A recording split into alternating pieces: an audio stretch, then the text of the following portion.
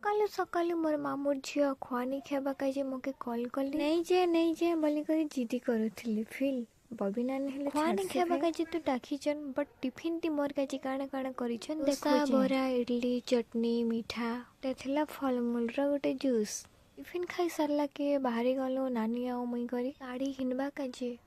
नानी संगे कपड़ा दुकान खिटी सारला के कपड़ा देखाबाटा फोकस कली स्टार्ट ही गला मोर कपड़ा बछा